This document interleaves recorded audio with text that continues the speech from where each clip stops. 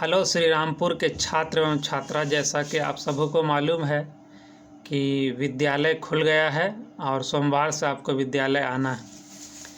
अब मैं आपके लिए इतिहास की इकाई 4 से विश्व युद्ध के इतिहास के बारे में बतलाने जा रहा हूँ।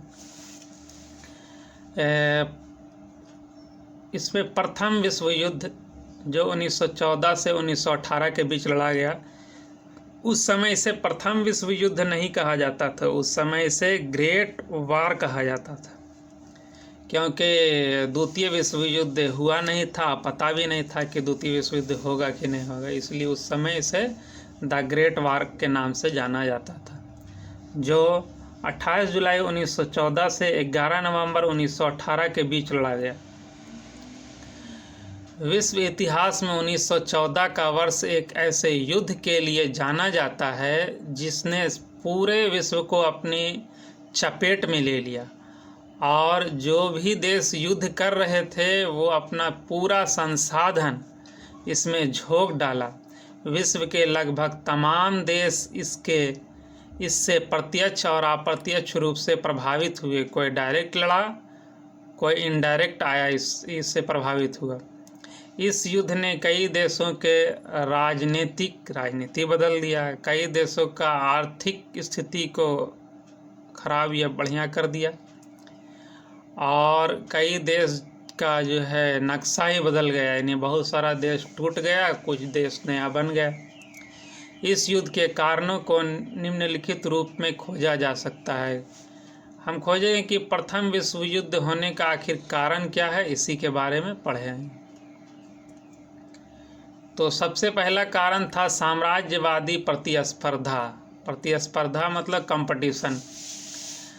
हर देश चाहता था कि हम अपने देश का सीमा को बढ़ा ले और दूसरे देश पर या तो कब्जा कर ले या दूसरे देश को गुलाम बना ले। तो ये साम्राज्यवादी प्रतिस्पर्धा चल पड़ा था, खास करके यूरोप में। औद्योगिक क्रांति आया, जैसे हाथ से बहुत सारा सामान बनता था, अब जो है कल कारखानों में बनने लगा, फैक्ट्रियों में बनने लगा, जिससे बहुत सारा सामान भी बनने लगा और बहुत सारा कच्चा माल का ज़रूरत भी पड़ने लगा। औद्योगिक क्रांति के बाद से ही बाज़ारों के विस्तार के लिए उपनिवेश आप समझिएगा कि एक तरह से गुलाम बनाना किसी देश को के निर्माण की प्रक्रिया शुरू हो गई थी। ऐसे में पूर्व के साम्राज्यवादी आधिपत्य को चुनौती दिए बिना नए औपनिवेशिक क्षेत्र का निर्माण संभव नहीं था। यानी इंग्लैंड पहले ही बहुत सारे देश को अपना उपनिवेश बना चुका था, और बाद में इस दौड़ में जर्मनी और इटली भी शामिल हुए, और ये भी चाहते थे कि अब हम उपनिवेश बनाए, लेकिन अब कैसे बना पाएगा। तो इसके लिए इससे जर्मनी से टकराना पड़ा। जैसे कि मान लिया, देखिए यहाँ पर इंग्लैंड है और ये हमारा प्यारा भारत इंडिया है। तो इंग्लैंड जो है यहाँ आकर के इसको अपने कब्जा में ले लिया। इंग्लैंड नीचे श्रीलंका था, उसको कब्जा में ले लिया। इंग्लैंड यहाँ अफ़गानिस्तान था, उसको कब्जा में ले लिया, अपना उपनिवेश बना लिया। इंग्लैंड जो है यहाँ मालदीव था, उसको अपने कब्जा में ले लिया। तो अब बाद में जर्मनी और इटली भी, यहाँ भी औद्योगिक क्रांति हुआ, इसको भी कच्चा माल चाहिए, इसको भी अपना जितना माल बन के तैयार हो रहा है उसको बेचने के लिए नया बाज़ार चाहिए। तो ये भी जाता है भारत में कब्जा करने के लिए, आप उसको उपनिवेश बनाने के लिए, लेकिन यहाँ पर तो इंग्लैंड कब्जा किए हुए थे, इसलिए दोनों में जो है टकराव होता है और आपस में यहाँ पर भी दुश्मनी पैदा हो जाएगा, दोनों दुश्मन बन गए।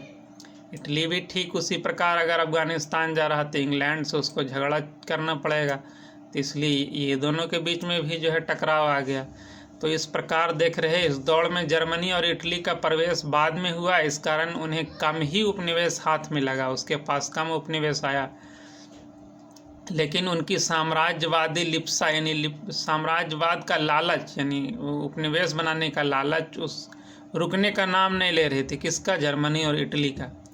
इसलिए 1914 ईस्वी तक जर्मनी औद्योगिक क्षेत्र में काफ़ी प्रगति कर चुका था, बहुत आगे जा चुका था जर्मनी, और ब्रिटेन और फ्रांस को भी काफ़ी पीछे छोड़ चुका था।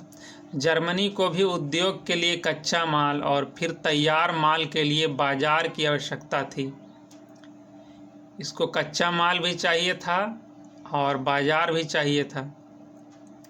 यानी इसके फैक्ट्री में मान लिया कि आप बर्तन बना रहे हैं, तो बर्तन बनाने के लिए तांबा, पीतल, एल्युमिनियम चाहिए। तो ये कहाँ से मिलेगा? जर्मनी के पास से उतना तो था नहीं। तो ये हिंदुस्तान, पाकिस्तान, अफ़गानिस्तान, एशिया कंट्रीज इसको चाहिए। और फिर जब बर्तन तैयार हो गए तो उसको बेचने के लिए केवल जर्मनी में तो बिक नहीं सकता, बहुत अधिक बर्तन तैयार हो रहे थे। इसके लिए भी बाज़ार, फिर वापस बाज़ार चाहिए, पाकिस्तान, हिंदुस्तान और बाकी सब देश चाहिए।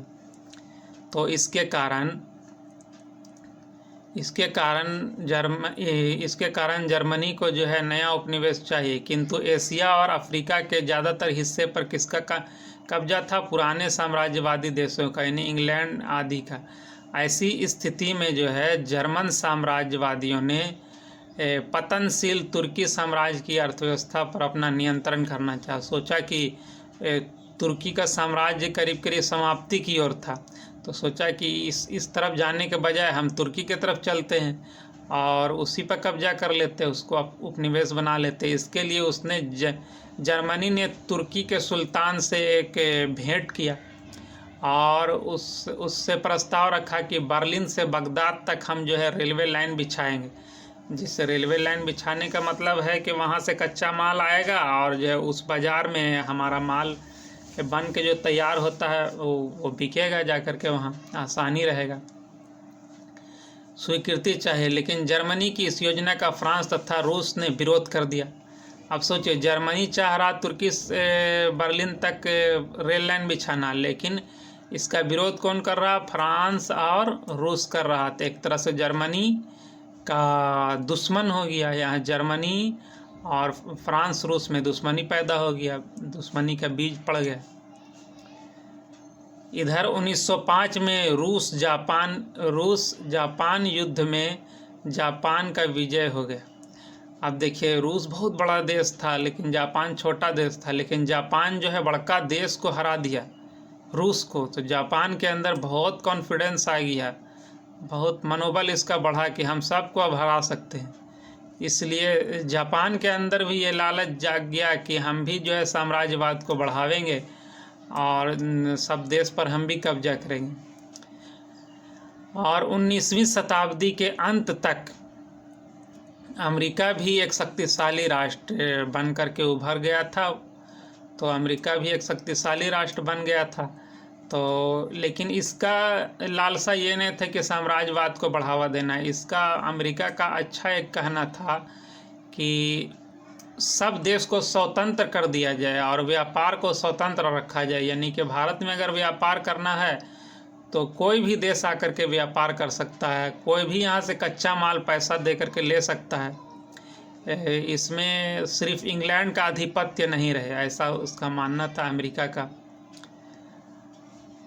अमेरिका भी एक शक्तिशाली राष्ट्र के रूप में उभर कर सामने आ चुका था और व्यापार की स्वतंत्रता बनाए रखने में उसका दिलचस्पी था कि व्यापार स्वतंत्र हो। लेकिन दूसरा बड़ा ताकत उभर रहा था, जैसे जर्मन और ऑस्ट्रेलिया,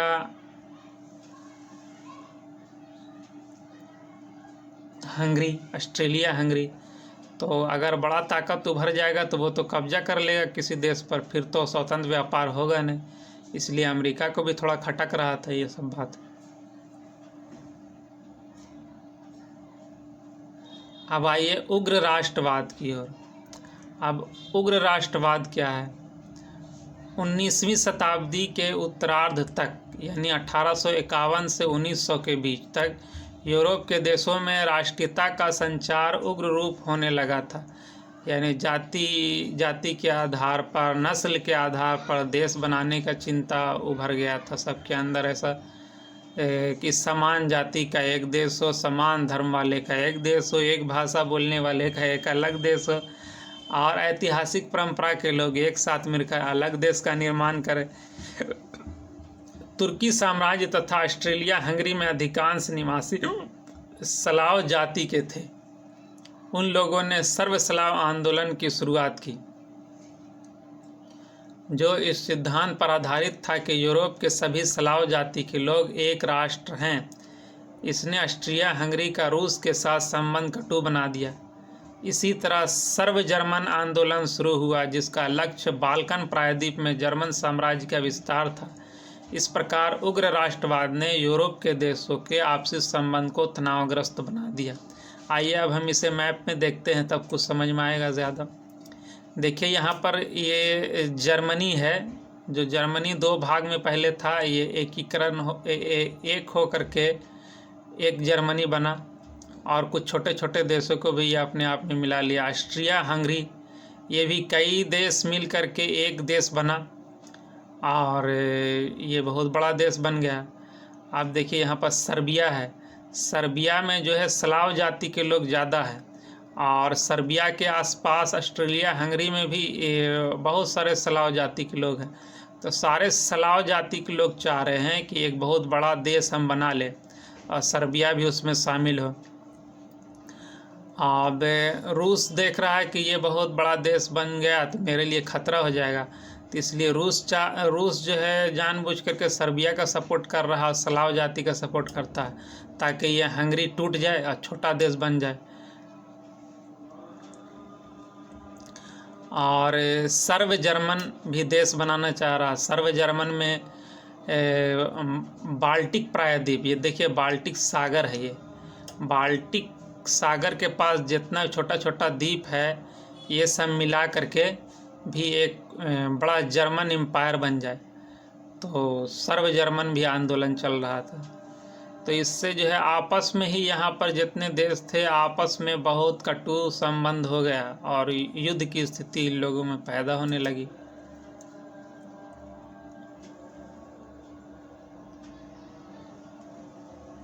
अब आइए सैन्यवाद की ओर। सैन्यवाद यानी सैनिक शक्ति का बढ़ना।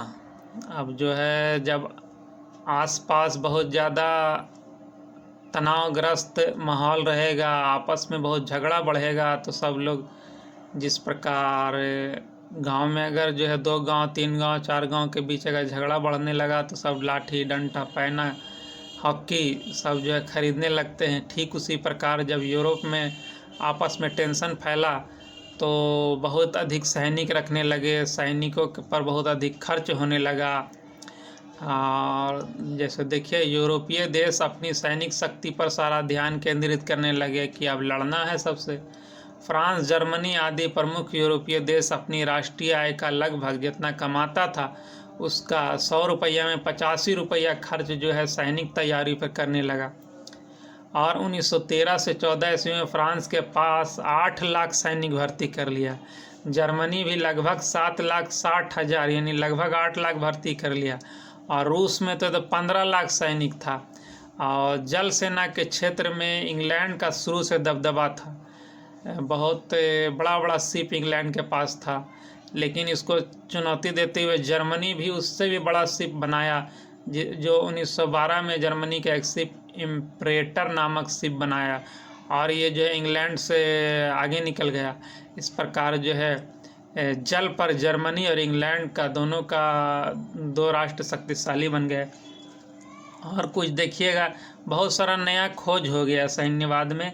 जैसे इस समय टैंक में नया चीज़ आ गया, टैंक बन गया, मशीन गन का आविष्कार हो गया, फाइटर प्लेन का आविष्कार हो गया, सबमरीन यानी पनडुब्बी भी बन गया। इस समय तक बड़े बड़े जहाज़ बनने लगे, जिससे कि बहुत ज़्यादा कॉन्फिडेंस आ गया कि लड़ना है।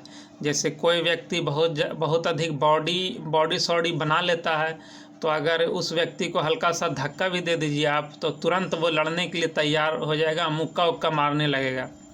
तो उसी प्रकार इन लोग के पास जैसे tank, machine gun, fighter plane, submarine, बड़े जहाज आ जाने पर सब देश का एकदम मूड हो गया कि लड़ना है। हमारे पास तो इतना हैवी हथियार है कि किसी को भी चित कर देंगे, इसलिए सब लड़ने के मूड में आ गया। अब आइए गुटों का निर्माण। अब बहुत सारा गुट बन गया अभी, जैसे साम्राज्यवादी लिप्सा के शिकार शक्तिशाली देश अपने अपने हितों के अनुरूप गुटों का निर्माण करने लगे। एक समान स्वार्थ को केंद्र में रखकर राष्ट्रीय रणनीति तैयार करने लगे थे। जैसे देखिए आप यहाँ पर बतलाया कि जैसे सर्बिया का भी चाहत है कि स्लाव जाति का एक देश बने और ऑस्ट्रेलिया को तोड़ दे। रसिया का भी चाहत है कि ऑस्ट्रिया और हंगरी बड़ा बन रहा, इसलिए इसको तोड़ा जाए। तो सर्बिया और रसिया दोनों का हित समान है, इसलिए दोनों दुश्मन दोस्त बन गया और दोनों समझौता कर लिया कि अगर जो है कोई रसिया पे वार करेगा तो हम भी सर्बिया भी कूद जाएंगे उसमें, और अगर कोई सर्बिया पे वार करेगा तो जो है रसिया भी उसमें कूद जाएगा। तो देखिए दो देश अगर लड़ाई होंगे तो तीसरा देश को भी आना पड़ेगा। उसी प्रकार बहुत सारे देशों में आपसी समझौता हो गया था कि अगर तुम पे हमला होगा तो हम भी कूदेंगे। तो इसी प्रकार जो है वर्ल्ड वार हो गया। धीरे धीरे सैनिक शिविर का रूप लेता रहा। संपूर्ण यूरोप गुटों में बट गया। यूरोप धीरे धीरे सैनिक शिविर का रूप लेता जा रहा था। यूरोप में यह प्रक्रिया 19वीं शताब्दी से ही जारी थी। यूरोप में गुटों का जन्मदाता जर्मनी के चांसलर बिस्मार्क को माना जाता है।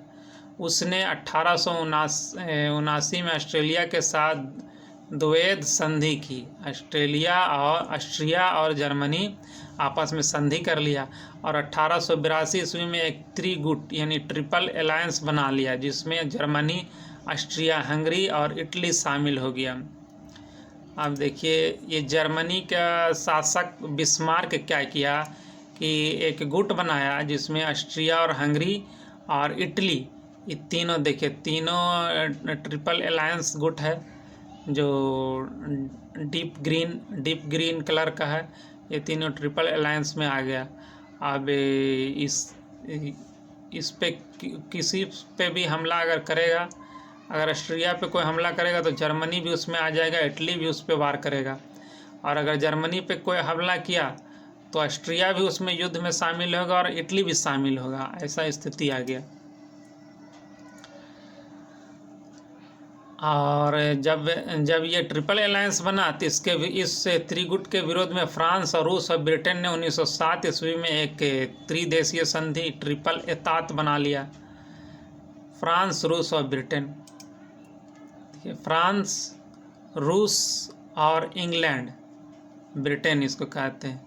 फ्रांस, रूस और इंग्लैंड ये तीनों एक साथ हो गया।